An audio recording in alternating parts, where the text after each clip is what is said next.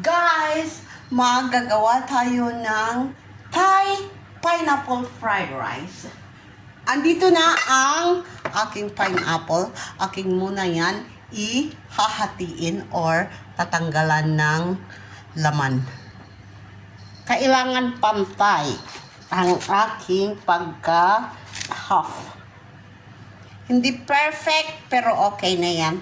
Tanggalin ko yung gitna niyan, guys. Ang laman yan ay gagamitin ko pag gawa ng fried rice. Na-upload ko na ito time ago, kaya lang, this is our favorite. Ganon, ang pagtanggal ng laman. Tapos, i-grate mo yan ng pisaw, ng kutsilyo. Ayan na, guys. Tanggalin pa rin natin ng loob ito para gawin nating juice.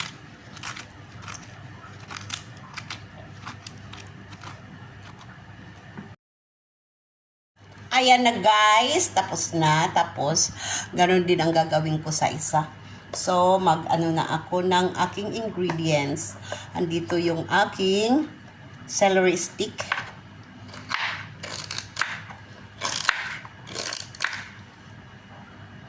garlic,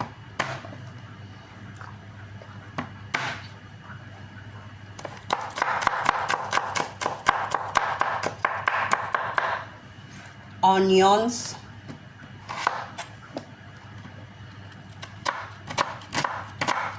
other vegetables,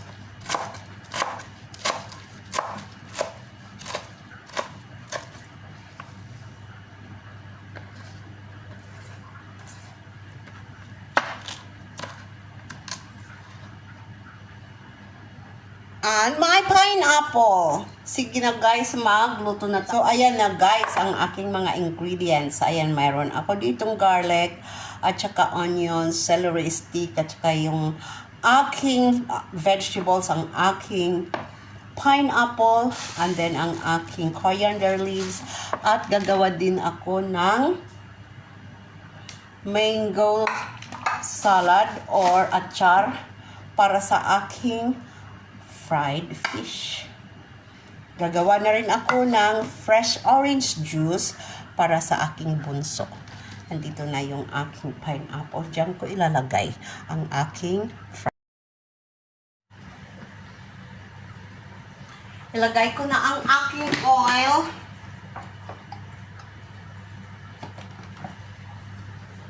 Garlic and onions. Saute until the aroma come out.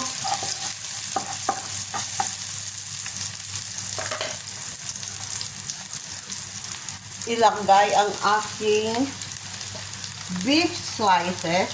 Leftover yan na beef, guys. Alam nyo yung mga leftover na beef, na mga bulalo na hindi nagagamit, na uubos, I mean. So, huwag nyo itapon, guys. Mahirap ang buhay. Hindi na ba kayo nahihirapan? Kami nahihirapan pa. O, di ba ganun, guys? Tapos, ilagay ko na ang aking celery stick.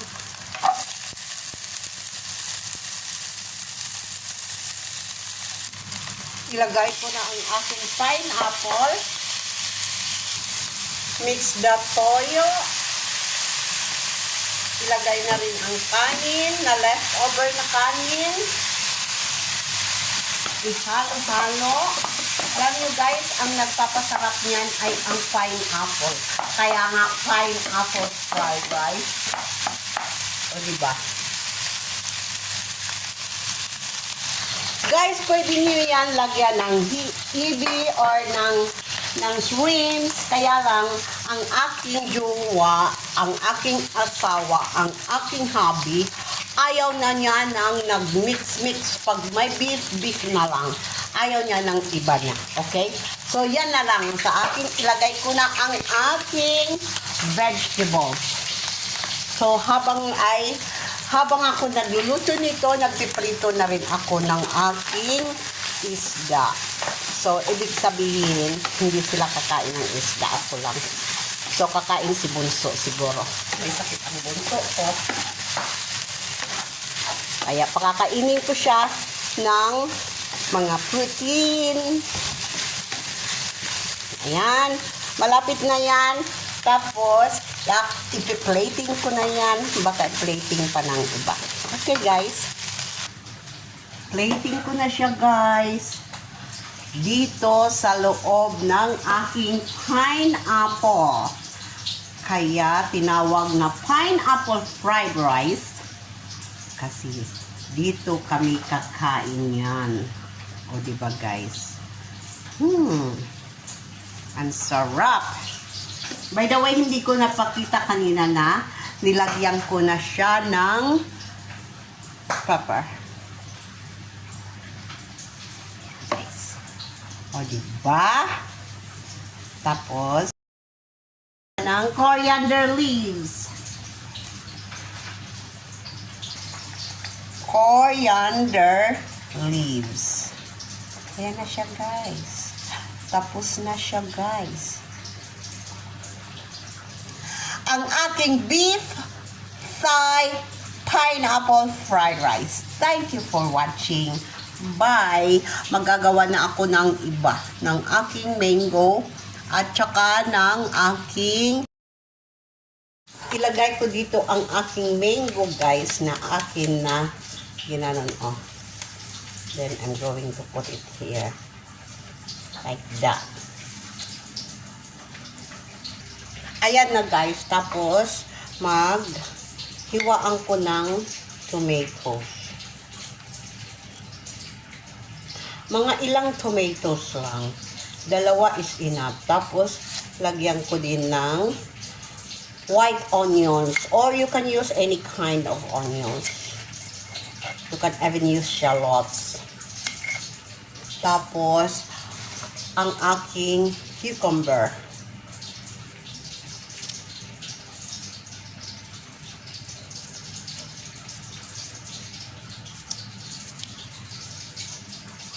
Lagyan ko siya ng salt.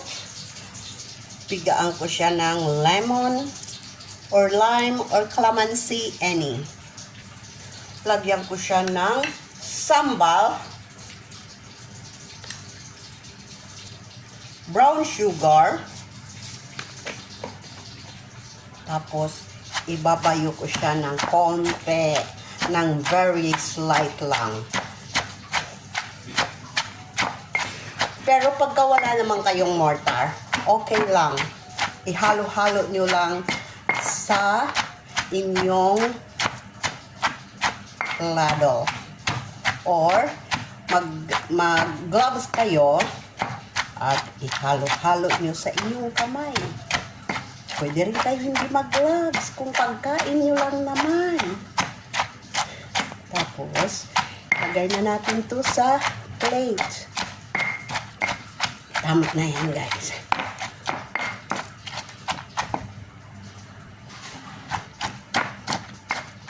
Ayan na. Tapos, ilagay ko ang aking coriander seeds. Ilagay ko na ang aking herbs. Meron akong rosemary or thyme or anything. Tapos, ang aking steam muna ng coriander leaves. Ang leaves mamaya na.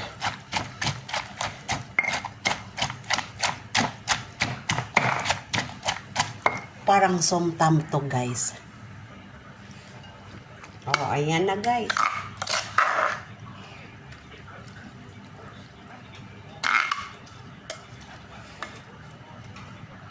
Okay, guys. Ito na ang aking fried fish.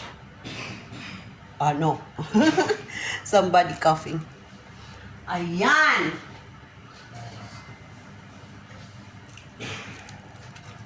Ang aking fried fish. Tapos, ang aking coriander leaves. Hindi na nakita ang aking mango. 2 down! Bago ako mag-end, gagawan ko muna ng fresh orange juice ang aking bunsoy kasi may sakit nga siya. Bago ako maglinis-linis kung mayroon time. Okay guys, ito, pure na orange juice to. Kung sa atin, dalandan to. Pero dito sa kanila, orange juice na rin yan. This is my favorite. Yan. Nagpapakulo ako ng tubig. I-dilute ko muna ang aking sugar doon sa mainit na tubig. At paiinumin ko ang anak ko ng mainit na orange juice. Ayan na guys, hindi ko na pala kailangan asukalan kasi matamis na pure na orange juice to. Ayan ang ng 4 na oranges or dalandan. Lagyan ko ng mainit na tubig at painumin ko na ang aking anak. Painom ko na sa aking anak.